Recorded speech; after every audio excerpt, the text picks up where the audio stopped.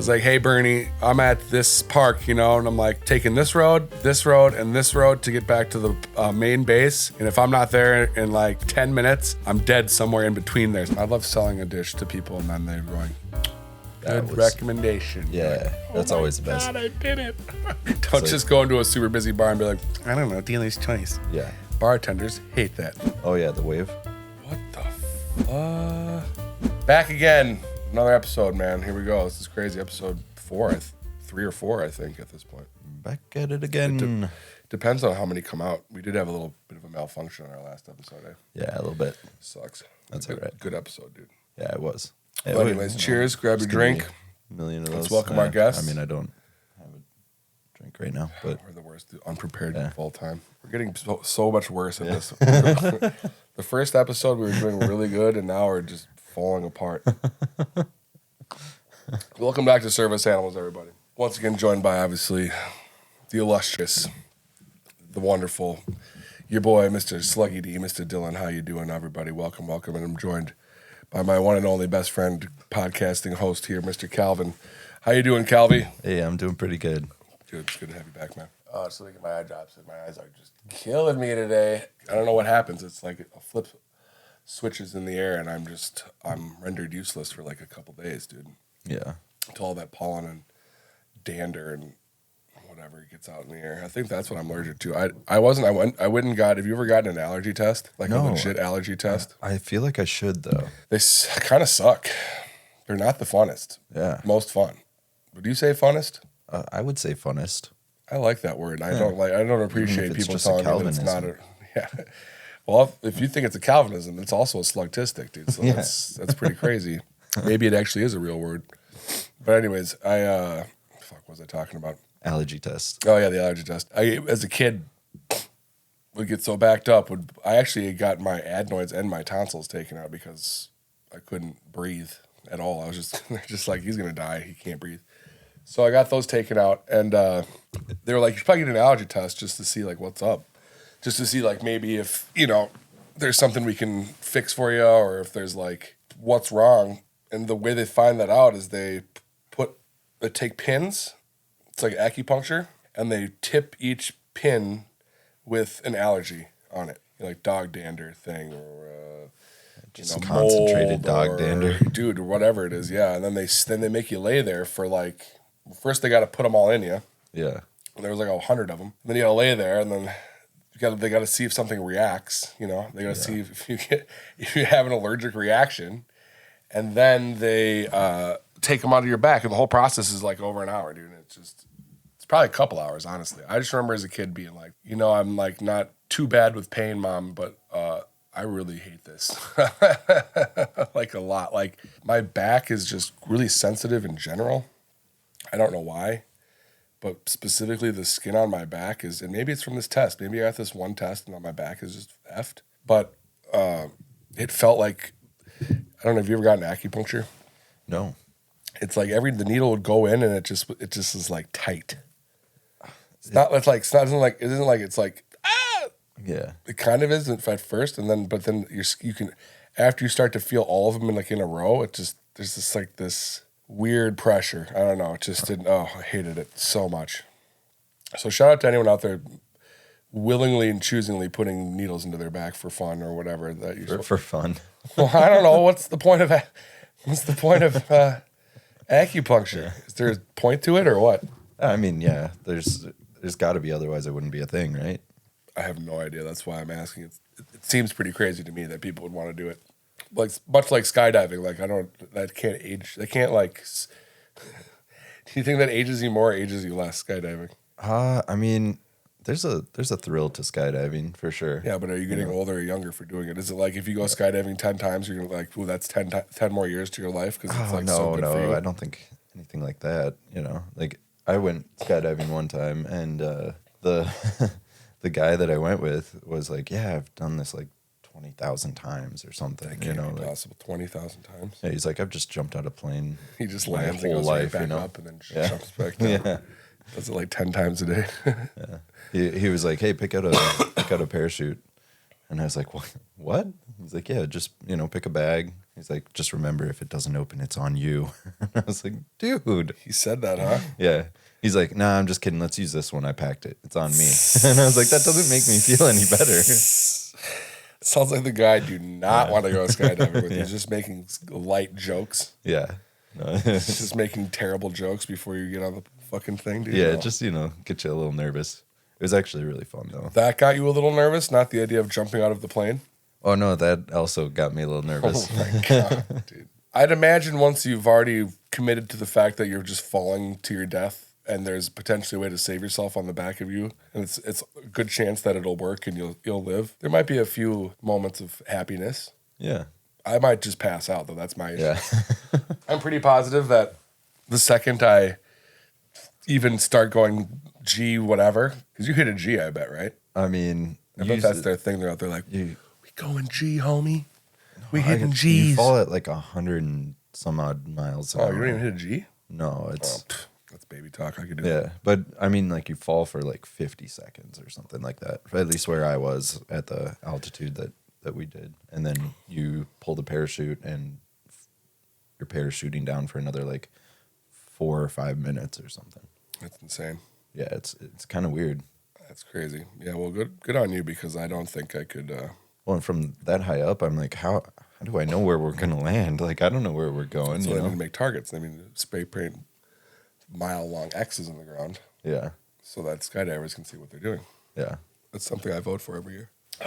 Well, yeah, welcome back to the pod, everybody. I don't know if this is your first time here or not, but we are a couple of servers kind of just chatting it out after a nice long shift here. We kind of been doing this for a couple of years. We decided to record it and send it out to all y'all. We've been in the industry serving for over I'd say 2 decades plus combined total time between the two of us. So we've got plenty of stories, and the idea is that we want to hear from you and hear from other people and get some more stories and talk about that too. And just kind of jive on general service life and all that jazz. Talk about skydiving and all that stuff too. So Stick around if you want to have some fun. Just chill and talk. We generally like to pour ourselves a nice drink. Calvin decided not to today, but this is probably Malort. I'm not sure what it is, but cheers. Probably Malort. So just if you want to hang out, I'm glad to have you guys. What have I got to talk to you today about? Oh yeah, we had a bit of a celebrity come through the other day, Calvin. Yeah? Who's that? Well, our chef somehow got in touch with the almighty 50 Curtis Jackson Smith, dude, and he popped through the restaurant. I don't know if it's just because he loves barbecue food or if he knows the chef, or I don't know what's going on, but decided to come through with his entourage, have himself, I believe he had a steak and mac and cheese, dude. Nice. Kind of a baller move, yeah. Steak and mac and cheese, and I don't know why was he in town. I can't remember why. It's because he has this deal with, he's doing liquor. He's got a new liquor out, I believe. So everyone go buy 50 Cent's liquor. Yeah, I think it was Branson's. You actually know the name of it? Yeah, I think it was Branson's. It's going to be a cognac. Oh, Branson's cognac. There you guys go. Cognac is kind of like a grape whiskey. A grape whiskey? Yeah, it's whiskey made from grapes rather than like rye. That's crazy. Yeah. You know way more than I do about that stuff. I learned about it like a couple days ago. So it's fresh. Nice. Yeah, that's my issues. I need to know more about liquor and booze. There's so much to learn, though. It's insane. Cognac, yeah. People like cognac. What's that, Hennessy? I mean, I don't know if Hennessy is cognac or I think not. I think so, but definitely cognac. Yeah. Hennessy cognac. I think Remy Martin's cognac. Right? Oh, yep. Yeah. Yeah, those are. I know the two popular. I'm sure there's something I'm missing that's really popular too. But I honestly, the only time I've ever done any cognac is when I used to do Incredible Hulks. You ever used to drink an Incredible Hulk? Incredible Hulk? Yeah. No. Makes you feel angry. No, actually, I felt I felt great on Incredible Hulks. I loved Incredible Hulks. What is it? Equal parts Hennessy and Hypnotic Blue, which I don't even know if they make anymore. But it turned the drink this dude. Like lime, like not even lime green, like Hulk green. Oh my gosh! Like, and it was like green, dude. Yeah, and it tasted. Oh man, We'll have to make an Incredible Hulk. We'll have to do that on the show. Have to try I'll have to show what I'm talking about. The taste is pretty good. It's not bad. It's like the first time I had gin and juice, I'm like, all right. Yeah. Okay. Sipping on gin and juice. Yeah. Do you do that a lot, Calvin? Sip on gin and juice? Specifically gin and juice? Yeah. Is that one of your tops? Oh, yeah, absolutely. Gin's great, dude. Gin is great, dude. Gin and tonic, gin and juice. Yeah. It's those Junie Just berries. gin. Right? Isn't that what it makes vodka, the difference between that? Yeah, it's like juniper berries and definitely more herbaceous. I feel like there's a certain berry that's in it. But then obviously people make it with, like Hendrix uses cucumbers or something, right? Yeah, you could probably use whatever you want, but you probably could use whatever you want. I don't know the rules of gin. What's a slow gin? Kind of like a dumb gin. A slow gin? Is that even a thing? No, there's yes. Yeah? No, yes, it is. It's totally a thing. It's a thing. If you look at a bottle sometimes it says slow gin. Oh, dude, I'm all for the fast There's gin. dry gin. Yeah, I don't know if that it's maybe all gin is fast, and then some people are like, hey, hold up, slow it down. Slow it down. You know what I mean? That gin is too fast. Yeah. You're taking that one way too fast. You got to slow down that gin. Sonic, gotta go fast. That'd be kind of weird if you could drink something that'd make you feel like you're in slow motion. Yeah, that'd be weird. I feel like with chemistry being as advanced as it is, we should start doing that, you know? Like, what's that? Making Harry Potter potions? Yeah. Essentially? Yeah. Yeah, I'm surprised more people, that's not a market yet. Like the gobstopper thing, you know, that turns you into a blueberry. Yeah. I mean, like, why not? I don't know. There's gins out there that like change the color of the actual drink and stuff like that. Why can't we do something that like an Incredible Hulk? Yeah. Wow. Yeah, I don't know. I'm not sure. I feel like we're right around the corner from the like. What was that one? What was the one that Charlie and his grandpa had? They ate something and then they started flying and then they had to burp to get down. Oh yeah, I don't remember exactly what it was, but I remember genius. that. Yeah. Just like simple science there, you know, you got too much air, let out the air, coming down. Yeah, easy. I like that, dude. I like a nice, simple, floating candy, you know? What did Mike TV, now I'm trying to remember what all these guys died from. First was Augusto, was Mr. Gloop. Mr. Gloop, he was like, I want the chocolate. Oh, and then he's like fell into the river. Fell into the chocolate river. All the Oompa Loompas had to like fish him out with a big net. Yeah, and then they start the song. And then they go into that scene, dude, in the tunnel. And Gene Wilder's like, you're going to be on a wild ride, kids. And all that, like bugs. And dude, watch that scene. There's like cockroaches. I'm pretty sure a chicken gets his head cut off, dude. I'm not even kidding. It's intense. Yeah. And Gene Wilder's like, and Grandpa's like, oh, I don't know, Charlie. This guy's a little crazy, don't you think? Maybe we should get out of this joint. And Charlie's just like, oh, Grandpa, relax. He's just having a bit of fun.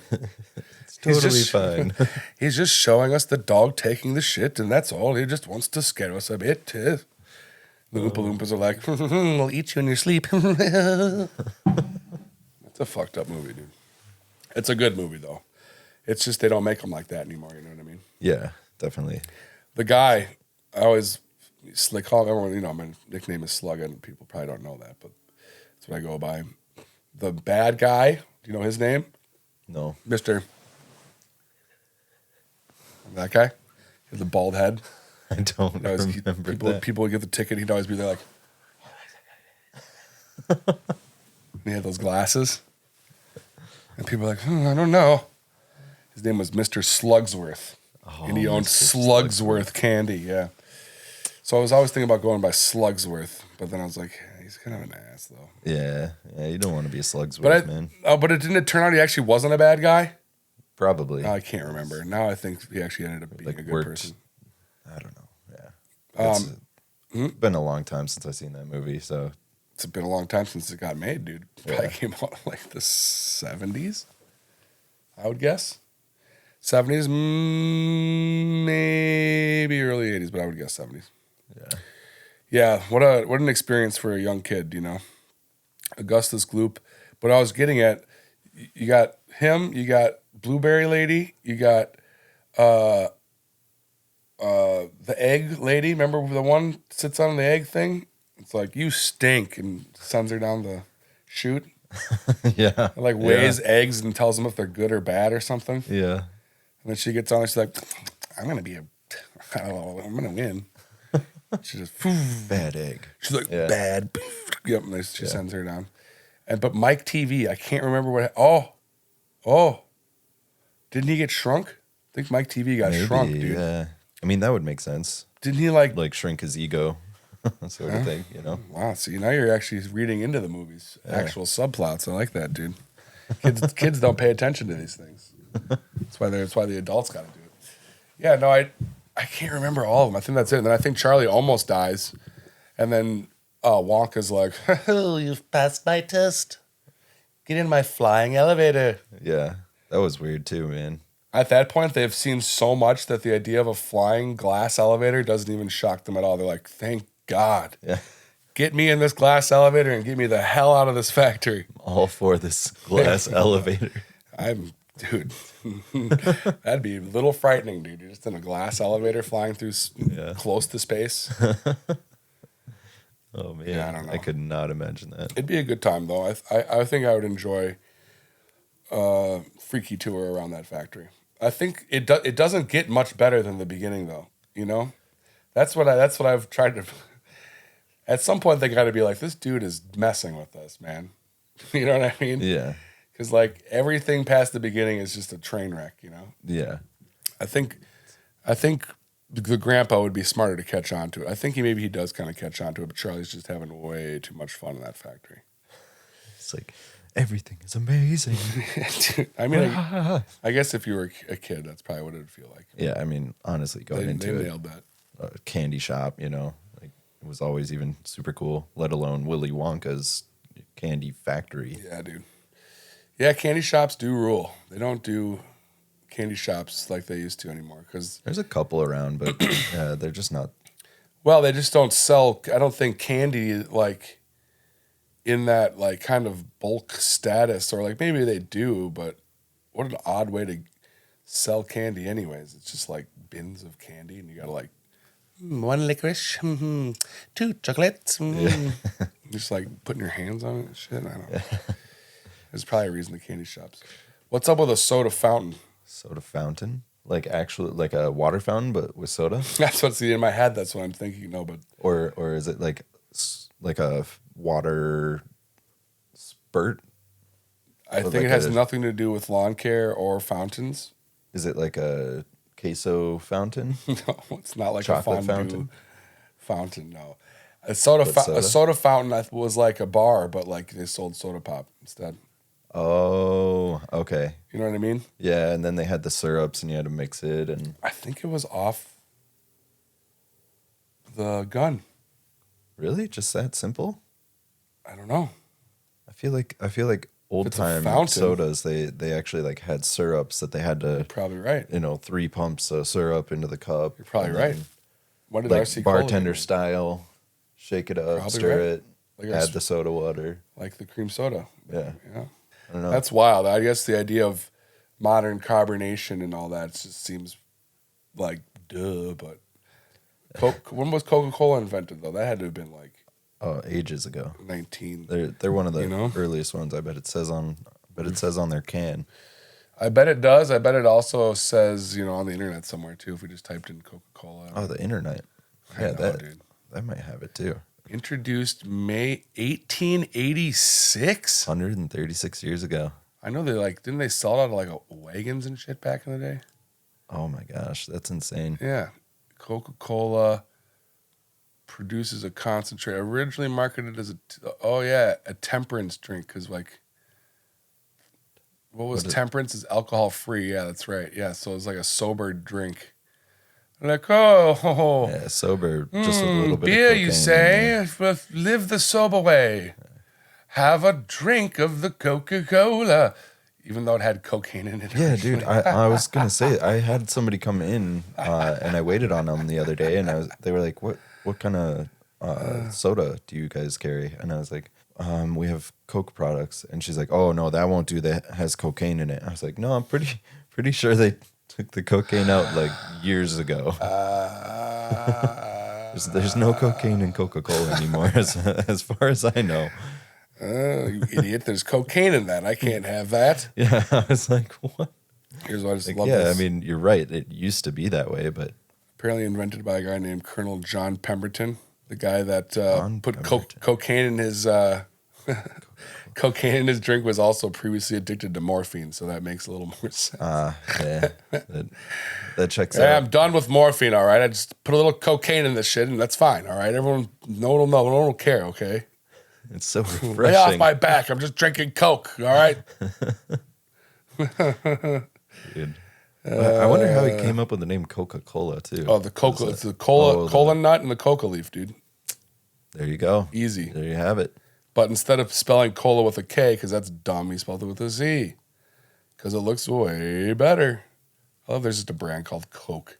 I wonder when the term Coke became, because cocaine has to have been around before Coca Cola. I mean, There's just because no way. They put it in the drink, right? Oh my God, you're so smart. That's why you're on the show, dude. I mean, Duh. so there's no way that they could have done that if it wasn't already there. How old is cocaine? Because now I got it. Cocaine origin. Oh, look. It's talking about Coca-Cola. The history of just cocaine. kidding. Yeah. Cocaine. I was like, isn't there Oh, that says 1451. That's 1451, eh? That's definitely before the 18. That's insane. 86. That says 2017. I'm like, I know it's been around since before that. Yeah, in 2017. Pretty sure the 80s had a lot to do with the history here. Okay. In 1609. All right, well, that's pretty early. Yeah, that's definitely 1569. Man, they could have came up with Coca-Cola way before they did. Yeah, dude, what's so slow to the punch, dude? Yeah. You guys could have been billionaires. What a bunch of dummies. Still are. Have you ever seen that meme? It's like I have seen a few memes. What meme, though? It's basically it's like an old-timey photo. It's like of a doctor trying to inspect a patient, and they're like, "Uh-oh, I got ghosts in my blood. Better do cocaine about it." That's so true, though. It's like that's just how doctors were. And they're like, Oh, my God. You got ghosts in your blood.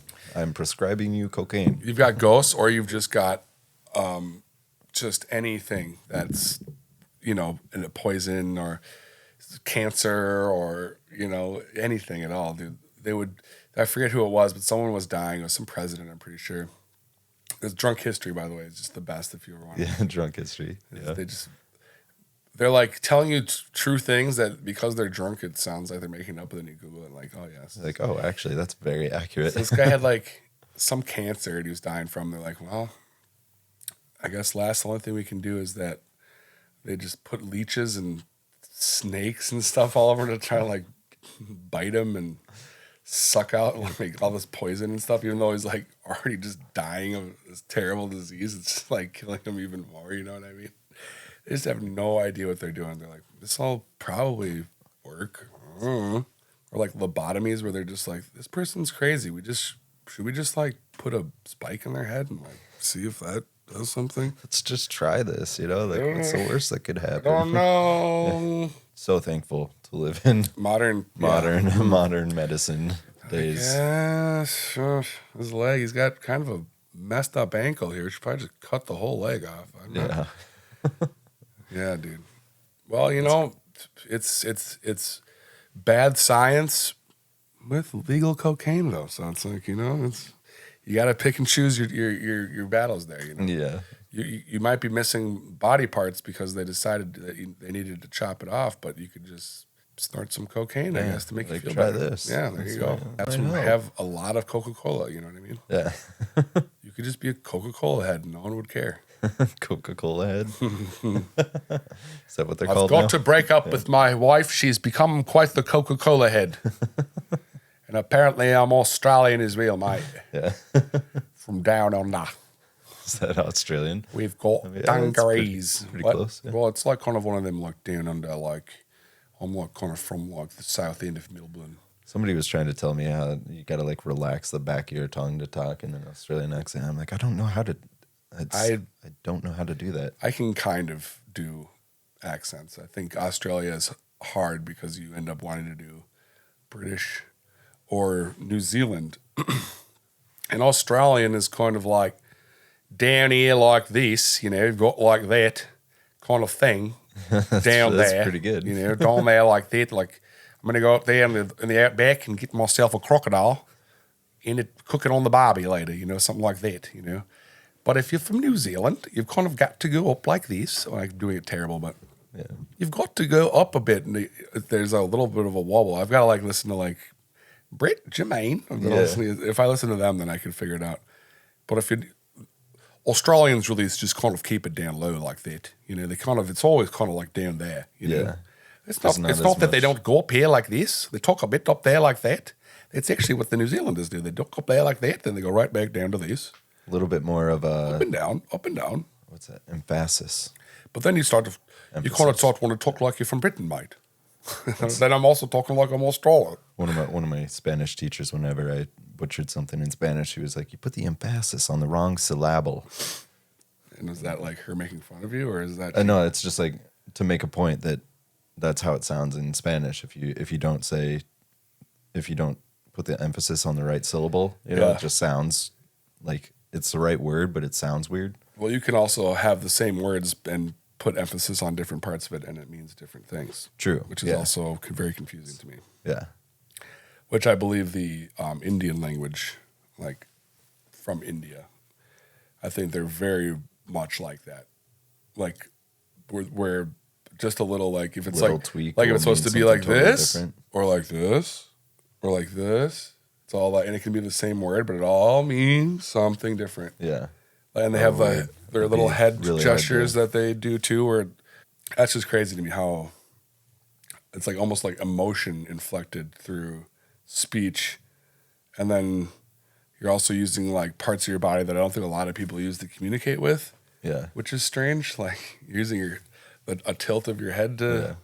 Well, just seems like a lot to keep up with. Talk with their hands too, but if you were doing that in a different language, it might not actually be very helpful because you'd be saying the wrong thing. That, or I don't think...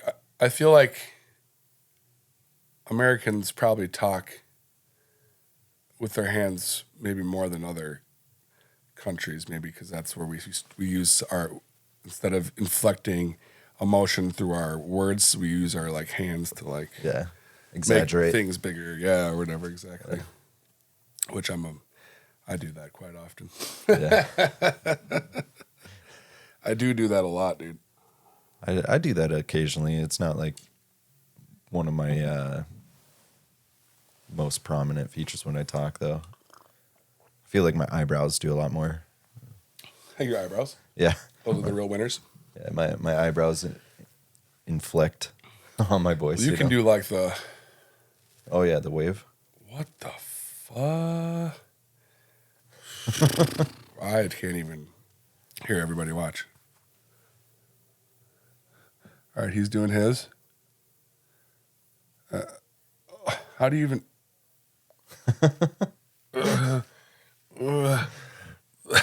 I learned that at an airport. I was just sitting there. I was probably 12. At an airport? Yeah, we were just waiting for our flight, and I'm bored. I'm going to learn how to... Was there someone across the way doing it from you? No, I was just bored, and I was I wonder if I can do this. How did you know you were doing it? Well, I could see it. I could see him moving, That's so weird. You must have been bored. Yeah, dude. There was nothing to do at an airport. Well, might as well watch my eyebrows. I was I didn't have a Game Boy or anything at the time, See, I hope a young person is listening to this and realizing how tough it was out there before Game Boys. Yeah, no phone. And iPhones and iPads. I was cool, well, what can I do? Stared at his eyelids. I'm going to learn how to do the wave with Didn't my even have eyebrows. a mirror. You can do it very well. Just from I guess I'll stare at my eyebrows. Well, I was asking my brother, I'm am I doing it? Oh my God. Is this right? Yeah. He's it's close. And I was okay. And so I just practiced a little bit more. And I'm am I doing it yet? Guy trying to solve a Rubik's Cube, dude. That doesn't make any sense. Yeah. Calvin, what do you think about a tasting menu? I was just thinking about this the other day. Tasting menu? What do you think about it? You like to go out and get a tasting menu? You like to go somewhere and pay a decent chunk of change for them to just give you food? Or are you that adventurous? Oh, yeah. Or do you want to experience things like that? I would love that. The only thing holding me back on stuff like that is my food allergies. Which, I forget about that. If they're accommodating, then absolutely. Yeah, I mean, it's just super uncomfortable, you know. I forget it's like not life or death for you. But yeah, I won't die. It's just my eyes swell closed and shit. So, yeah, it's just not enjoyable. See you out to eat, just like having a reaction, trying to be cool. It's like, yeah, I'm like, this is not good. this Thai peanut sauce is pretty hives good. all the way down my arm. Am I getting the food in my mouth? Yeah. Am I doing it right? Yeah. Oh, that was literally me. I was trying to cashew salsa, and I didn't know it was cashew, and I was like, "This is so good." The cashews. I've never had cashew cashews. salsa.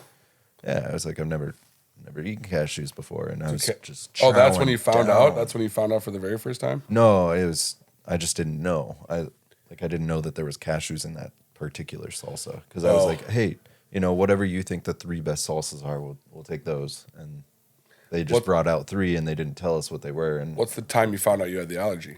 oh, when I was like 4 or something, I ate peanut butter cookies and that was it. yeah, I was Game over. trying to scratch my tongue. That sucks, dude. Yeah. Yeah, I had a really bad reaction to a bee sting when I was a kid. And I thought I was allergic to bees my whole life. But it turns out I don't think I'm allergic to bees. I think I'm allergic to wasps. Because they have different venom. Well, if I don't know if it's true, but I heard the first time that you get stung is not a good indication of whether you're allergic or not. Because it's the first time that your body has seen anything like that, any of that pollen in your system. So it's going to react for almost everybody the very first time. It's the second time that you'll know if you're allergic or not. So I don't know if that's true, but well, there may be some truth to that because the first time I got stung, so I was chopping wood in my house, and when I came down, I must have hit. There might have been a nest either somewhere around the area or something, but the first thing that stung me, I believe, was just like a regular bee, and it stung me like right here on the arm. Yeah. And then a black, I think wood wasp thing came out, and that came and landed right here, and then that stung the fuck out of me, and I was like, And it was on if I was chopping wood here, I had to walk around the back of my house, and then to my garage, which is over in this area here. It's probably about 50 feet, not even. By the time that had happened, to me walking over to here, and I saw my dad over there, and he looked at me, and he was just like, "Oh my God, you got to go to the hospital." Oh, and I was like, "What?" Bad? And I looked down, and the digits of my finger, they were touching, my hand was just like You're wearing a catching. Dude, it was like a and then I baseball looked at glove, my whole arm, and then I noticed that it was kind of getting harder to see, and my eyes were completely closing shut, and oh man, they got me to I lived, I don't know, maybe 15 minutes from a hospital, and I got there, and they're like, yeah, they stabbed me with whatever, and I was good, but they were like, his throat was probably on the route to swelling shut or already partially swelling, you know what I mean? Yeah. Yeah, that's not good. So that happened. So my whole life, I'm like, I'm going to die. Every time a bee even touches me, if he even sneezes on me, yeah, I'm toast. So I took that very seriously. And then when I had a job for the Parks Board, I was out in Minneapolis working for the Minneapolis Parks and Rec Board, which is basically a glorified garbage man / landscapist. You know what I mean? Because you basically mow the lawns and take out the trash from all the parks and stuff like that. But you're outside all day. It's a great job. Shout out to anyone who works for the Parks Board and keeping our nice parks clean out here in Minnesota, man. It's a relaxing, simple, awesome job. What happened though is I was weed whipping a dugout from a baseball field. Mm-hmm. So it's giant 20-foot chain link fence backstop. Yeah. And I would weed whip with shorts, and everyone's like, "What the hell are you doing?" Because you always get rocks, and it's just inevitable something's going to hit you. I don't know. You get used to it. I've got big old legs. It's like, whatever. It doesn't hurt that bad. And it's hot out. I'd rather be not in jeans. Yeah. Are you crazy? I always looked at people like, you're going to wear that out? Some people go out there looking like the so Invisible fast. Man. Yeah. You know what I mean? They're like, people need to look, it needs to look like I have body parts so people know that I'm not invisible. You know what I mean? But I'm out there and it started to get really bad. Like, ow, ow, ow, ow. But I'm like weed whipping a dugout where there's like pebbles everywhere. So I'm like, probably getting whacked right now. You know what I mean? Yeah. Still didn't look. And then I like put the weed whipper kind of to the side and I was still just getting bopped. And I'm like, what the heck? And I looked down and I'm just on both sides of my legs. Just all I could see were bees. Just bees. Oh, man. And then on this side, bees. Oh, and and this is the only other time I've ever gotten stung in my life since that first time. And I'm like, well, there goes. It's me. It's it for me. I'm done for. So I called my guy up. I was like, beep, beep, beep. You know, I was like, hey, Bernie, I'm at this park, you know, and I'm like taking this road, and this road to get back to the main base. And if I'm not there in like 10 minutes, I'm dead somewhere in between there. So retrace those steps and you'll find me.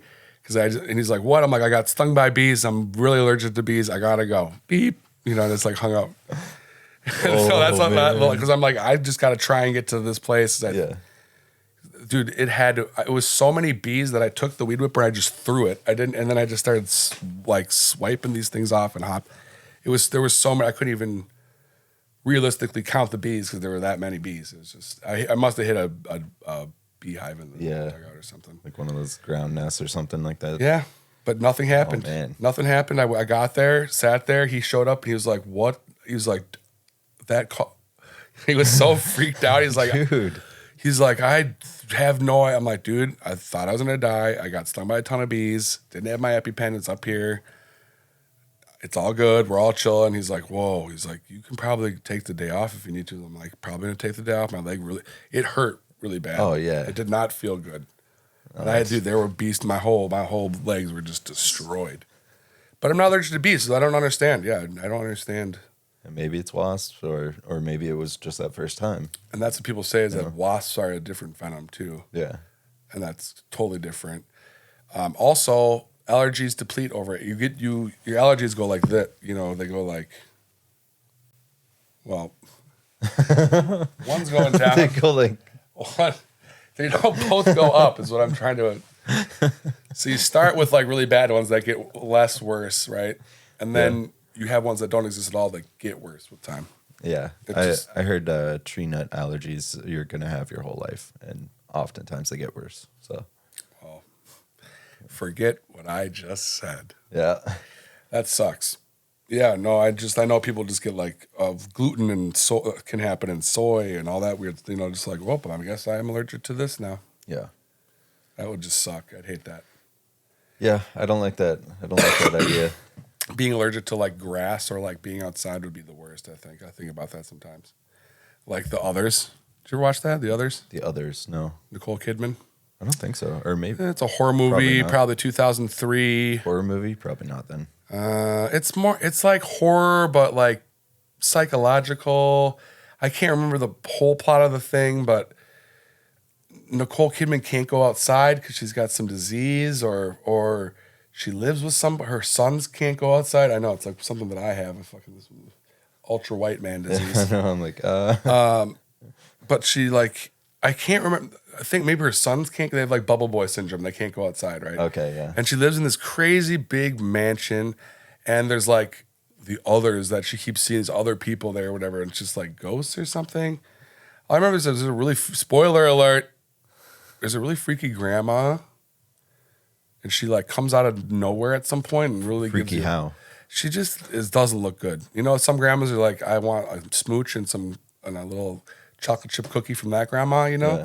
There's some grandmas like, please don't let me. I don't want to go say hi to grandma. Okay. Please. She's got like those weird sharp teeth. You know what I mean? Oh yeah. It smells like tuna fish. Oh dude, that's pretty freaky. She's like, let me give you a smoochie. And you're like, don't touch me, just grandma. run away screaming. I had a great grandma that wasn't that bad, but I just remember the like fear of God being instilled in me every time I go over there. She had this dog, Poochie. What was his name? No, me and my brother were trying to figure this out. It was a little like poodle, like rat terrier poodle thing that I swear to God his teeth were like filed down. They were all like V shape. You know what I mean? Those are some weird looking dogs. He was just like always like cracked out of his mind. Yeah. And he would just like fucking bite. He'd just start biting you and he'd be like, oh, grandma. And he'd be like, Pierre. Oh, was it Pierre? Pierre. And he'd be like, and he'd like go over and be all nice to it. And I'd be like, Why, I'm going to punch you in the face. I'm only 5 years old, but I'll hit you, dog. I don't hit dogs. No. But it's crazy. I just don't. I don't know. Little rat dogs. Yeah, those are the worst. I again lost my train of thought, but you know it is what it is. I was asking you about tasting menus, and that's why we started talking about. Oh yeah, that's right. Tasting menus. I really do like that concept though. I feel like that's for me at least that would be the way to go. You know, just like if they're just doing R&D or something like that, trying to figure out what works, what doesn't. I'm all for stuff like that, you know, like just whip something up, give me little samples of everything. Like that's awesome. Yeah, you know, I just a lot of the time, and I'm just a basic broad, you know how it is, but there's just stuff on them. There's, you know, if I'm going to pay you, because let's be real, if you're going to do a nice tasting menu, you're probably looking at least $200, if not, you know, because a lot of the times when they do a tasting menu, and if you don't know what we're talking about, tasting menu, it's going to be, you know, generally I'd say at least 3-4 courses, probably more 5 or 6 plus, maybe even looking somewhere towards 10, you know, I could see that being a thing. But these are generally fancier restaurants, and what they do is they have, you know, a starter course, maybe maybe even a pre-starter course, and then they have, you know, smaller entrees, lighter entrees, maybe soups, salads, stuff like that, into maybe lighter proteins, and then, you know, like they have like a big marquee meat, maybe like a Wellington or a big steak or some big, you know, braised meat dish or something, you know, and then, you know, they'll have a dessert and then maybe even a dessert after the dessert or whatever. And it usually costs you just, a lot of times they'll have the food and then you'll be able to pair that with a cocktail or drink list. And that's an extra a couple hundred, you know what I mean? So per person, generally speaking, these places you're looking at, you know, 300, 400, 500 per person for this tasting course, you know what I mean? And my thing is, I like to be adventurous, but I just know there's things I don't like. A lot of the time, it's just there's a lot of seafood. Just not a big seafood guy. You know, I'll eat it, but I'm paying a lot of money for it. You know what I mean?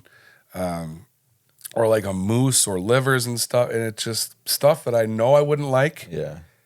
Just to get to like the other bits that I do like. I don't know if it's in my head. I love to see the chefs, like you said, the ideas. I love to see where they're thinking, what they're coming up with. Kind of, it's like, you know, if it's a tasting menu, I feel like it's not necessarily doesn't have to be on the menu. They can maybe come up with a different dish, you know, here and there, whatever's kind of on their mind. It's more of like, I feel like expressive for the chef, which I do like to, as artists, you know, as they are. I like to see how they create. Right. Yeah. And I like to do the same thing with bartenders too, though. Like if they're willing, I'd like to just have them make whatever, you know, like, hey, try something new, you know. If you have an idea, you know, send it out. I'll drink it. I'll tell you what I think. Or which PSA, if they're willing. If they're willing. Big piece of don't just go into a super busy bar and be like, I don't know, dealer's choice. Yeah. Bartenders hate that. It's just tell them a beer. Especially if it's busy. I swear to God, dude. Like, just give them what you order. Don't be like, oh, could you have them whip something up for me? If it's slow and, you know, it's just Mikey behind the grill and, you know, you want your Juicy Lucy with ham on top of it at Matt's bar, then you can ask, you know. If it's a busy Friday night, Matt's going to literally take that spatula your head right off, dude, and cook that up. And you can go home with that in a doggy bag. And special requests though, they're awesome if we can do it and it's not busy. But oh man, I swear some of these special requests are just ridiculous. You know, I don't mind special requests. But here's what I mind is when you look at a dish, and you see it has chicken or something. Yeah, and you're like, I'll have the chicken, but I don't want, you know, the vegetables, and instead of the vegetables, I'd like this, and then I don't want these, and I'd like. It's like maybe one thing if they're like, well, I'm either allergic to it or I just can't stand them or whatever, you know, and that's the one thing. All right, that's no problem. We can fix that issue. But if you're just like, or if you're, or it's even more upsetting when someone's like, they don't even ask for other stuff. They're like, I just want this thing. You know what I mean? If it's like beautiful braised pork veal with, you know, mashed potatoes and a demi with a hen of the wood mushrooms and a, you know, beurre blanc sauce or something, whatever. They're like, yeah, I just want the pork. Yeah. And that's I don't want any of the other stuff. And ketchup. You're like, what? You know, you're spending $40 for like a slap in the face to the chef. You know? Oh my God. You don't want to do that. Just go get a cheeseburger somewhere or something. Yeah. I just feel bad. Maybe they're doing it because that's honestly how they eat food. No, and that's probably exactly why they're doing it. But I feel I'm even not that bad. You know, like I was saying with the tasting menu, like I will pay to go watch it's almost like you're paying for a performance at some point because even if you don't necessarily enjoy everything, because you're not necessarily even going to go to the movies or, you know, a concert and enjoy every song or every moment of but the parts that are really great make it worth it. You know what I mean? Oh yeah, for sure. That's kind of what I wanted to get out of the tasting menu.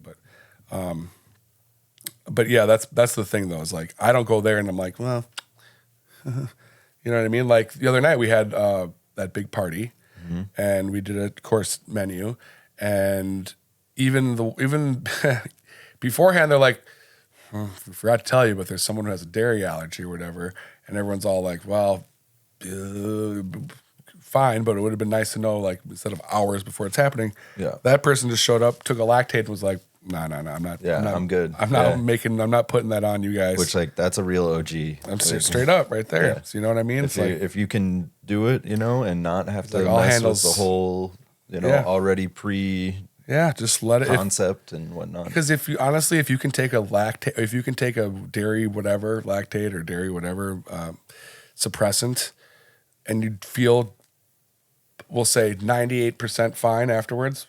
Just do that. Yeah, don't come in and it's not going to be have a dairy allergy thing. Yeah. No, just be an OG like this person did. Yeah. Take your lactate and let the chef serve you the dishes the way they're supposed to on the tasting menu. That's what's up. Yeah.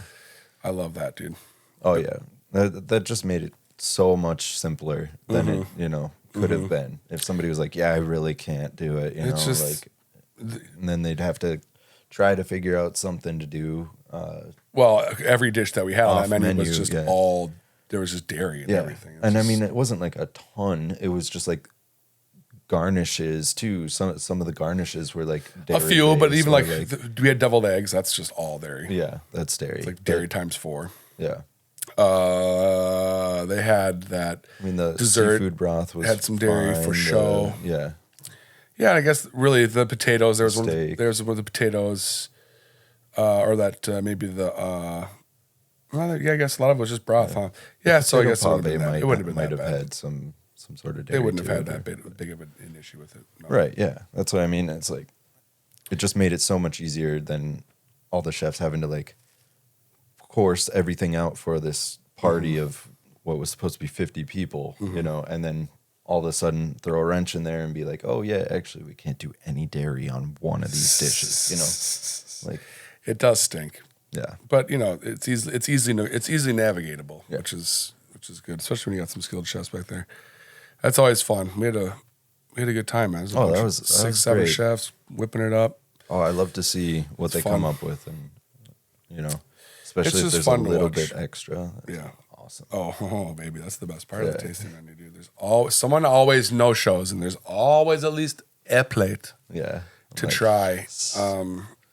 And boy, oh boy, yeah, because it's not like the food we serve at the restaurant's phenomenal, but like we were saying, the heart and the soul goes into every one of these. It's like each dish prepared by a different chef has their own thing, does their own stuff, has their own style. The chef's technique come through, and get all that creativity out onto a plate. Had the pot pie / beef Wellington confit duck last night. That was dumb good, dude. I don't usually like pot pies, and I took one bite. I was like, I'm eating this whole thing. I don't think I have ever really had duck truly too much before. I'm sure I've had it I tried it like once or twice just because I've been in the industry long enough and you've had enough random bits of this and that. I can't remember everything, but that duck was phenomenal, and it was cone feed, which was cooked in its own fat, but so good. It was like butter and fat on fat. So that one had fat. Oh yeah. So there was at least a few dishes with dairy in it that would have been a little tougher. Yeah. Yeah, man. Love that stuff though. Like parties like that are awesome, especially because it gives you a little chance to get out of the norm again, Right. Like you have that routine that you do at all your tables, and you got to talk to 100 people every day, do the same thing. They all ask what's good. And I wish I had more to say because all I really say is everything's great, because I think everything on the menu is phenomenal. It's a lot easier when there's like 3 dishes that just don't hit you get it.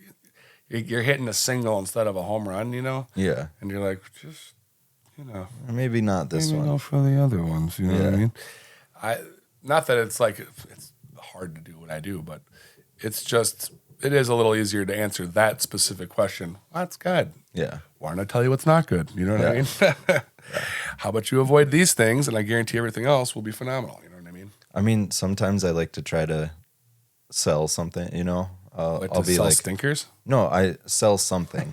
So I look down the menu and I'm like, you know what? I'm going to try to sell this tonight, And it's just more of like a mental exercise for me, being like, how many of these can I sell? As if it was a special or something. Chef tells you a special, you want to at least tell everybody about the special so that it sells.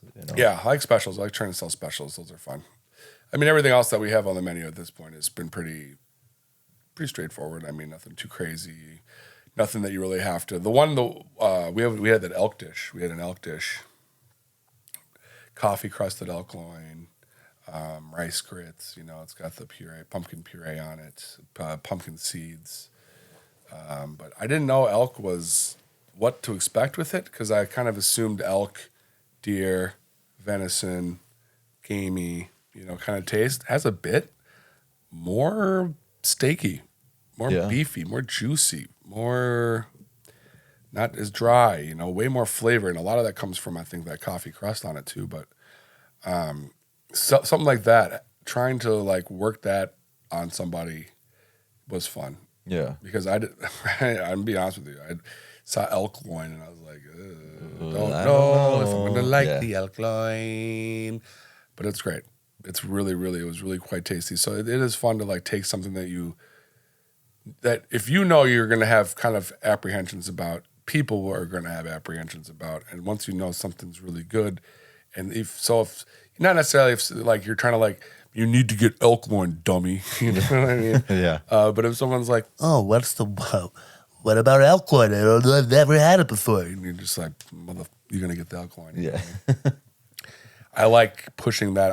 Especially once they show interest in it, I like, and you can be like, yes, convincing them to then get it, and then watching them eat it, and them going, oh, my tummy is so full. Yeah. And then you feel very good. You feel very good about that. I love selling a dish to people, and then they're going, good recommendation. Yeah, like, that's always the best. God, I did it. It makes it easy to do, though, especially when we have like such good chefs back there. Yeah. Like, literally, you can recommend anything on the menu, and they're gonna love it. Shout out, Chef Matt Pat, and the whole crew back there. Absolutely, the whole crew back there. Oh yeah, baby. Yeah, no, they do a good job. People don't realize that the only reason that restaurants work is because people cook the food in the back. Yeah. And I think a lot of people understand that, servers are servers and bartenders do the bartending thing, but if you don't see the people cooking the food, you're kind of like, just kind of shows up. Yeah, just a little bit of a disconnect. Which is why people, I think, just started to do those open kitchens, where you can like see to the back, but it's just like, let the chefs be chefs, Yeah. I don't need them to be on like high alert 24/7. Like, yeah. Oh, people are watching me. Yeah. I don't know. Can't even pick my nose. It's like, well, probably shouldn't, but if I can't see you, It's like, I don't think anybody does that, but I don't think people do that either. But you get my point. If I want to fart, or if I want to call you a little dumb idiot head. Yeah, I was like, I feel like most of that would just be if there's a frustration about something, you know, they're able to kind of vent about it a little bit louder. Swearing. Yeah. They're able to swear a lot louder when no one's watching them. Yeah. It is true, though. Well, you know, I feel like if anyone's going to get mad and deserves to, it's probably the kitchen staff, because they deal with all of our nonsense, and then through us, the customers' nonsense. You know, they get a lot of nonsense. You know what I mean? Definitely. They're just trying to cook food. You know, a lot of cooks, they're just there. They just want to cook the food the way it's supposed to be cooked. They don't want to have to modify anything. They don't have to special record. They just want to come in.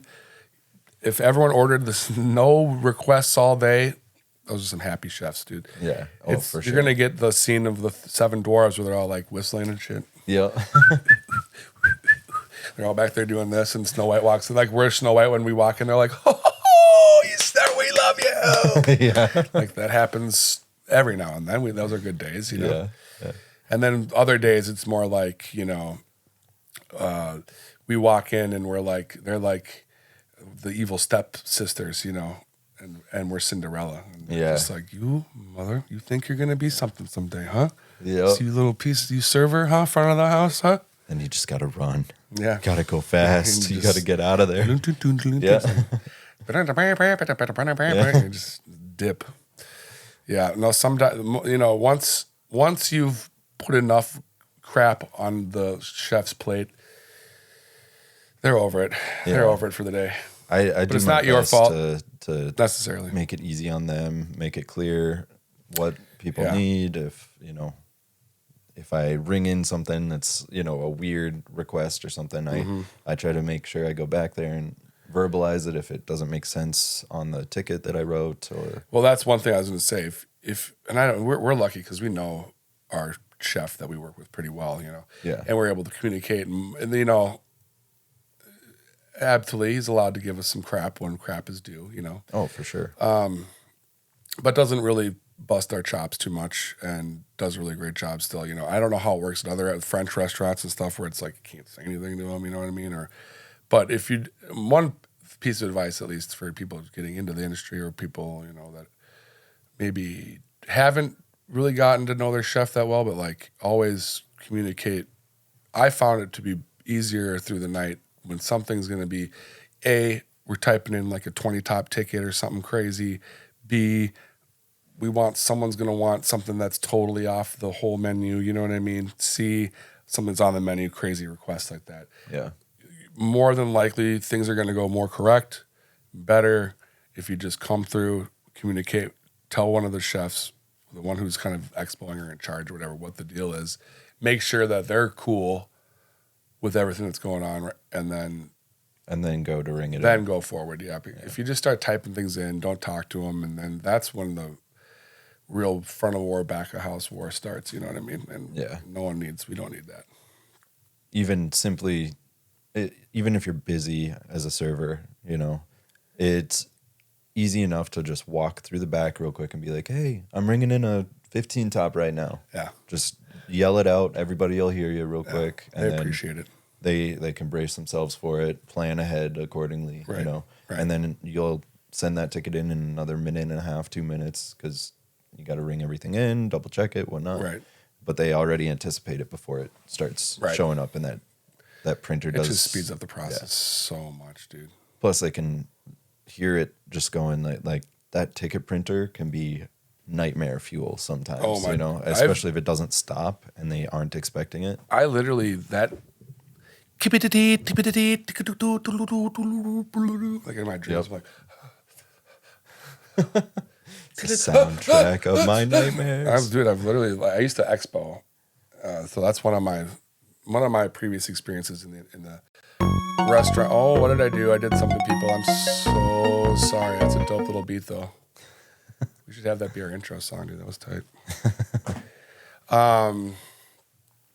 But expoing the kitchens when you like everything's the tickets printing, things are coming in. You're telling these chefs what to do. You know, you're telling everybody what to cook, running your mouth, telling the food runners. Like, it's just a lot of organizing the whole area and getting everything kind of ready to go and out the door. But that ticket printer, dude, is just like All that means is you have something else to do now. Yep. And it just keeps going sometimes. I mean, the one night it was the worst. It's if you know like where the tickets on the line are, where you stab them up, and you can, if you're like at a diner, imagine this, you had like at a diner, so those tickets kind of hanging there. Yep. The ones hanging up here are the ones that are like cooking. All right. I had that full. It was 2 of those full. Below that, I had the whole thing the same length full with coursed out tickets. So that's probably what, 6 feet? 6 feet down the line. 4 or 5 feet of tickets. 4 or 5 feet of tickets. That was courses needed to get cooked after what's being cooked. Past that, I had the entire ticket printer printed down to the floor where I was at, and that's about 6 feet to the ground. Oh, man. And Just I swear, dude, I swear to God, right. we got everything out in like half hour plus, dude. It was not even like minus. I mean, like, I pride myself. I was a... Yeah, that would be brutal, especially just knowing that you have all these tickets. But you just got to get it done. You know what I mean? You're focused up here, you know, just making sure something goes out. Mm-hmm. The issue is, I think people see that and they're like, we're screwed. Yeah. There's no coming back from this. But if you just start to just like, and you just kind of, like, I would clap and yell and like, I would just make sure people are like, are you listening? Like, this is like, we got to keep it going, keep the pace. You know what I mean? Keep it moving, keep it grooving. There's no time to stop, baby. The part of Expo I was really good at was the like attention to detail, making sure every dish was exactly as it said it needed to be. You know, absolutely. I was like, I definitely was able to garnish everything as it should be, and like make sure if there's any special requests that it was there. The back and forth was a little bit more difficult for me, being like, hey, are you doing this and this right now? You know, like trying to communicate with 4 other people right away. And sometimes you just got to get in their grub and tell them what up. You know what I mean?